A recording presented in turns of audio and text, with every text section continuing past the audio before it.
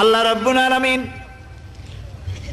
কোরআনে কারীমের ভিতরে নবীজির নাম একটি বারের জন্য নাম ধরে তাকে ডাকেন নাই, বরং তিনি বলেছেন তোমরা পরস্পর পরস্পরকে যেভাবে নাম ধরে ডাকাডাকি করো আমার নবীকে সেভাবে নাম ধরে ডাকবে না।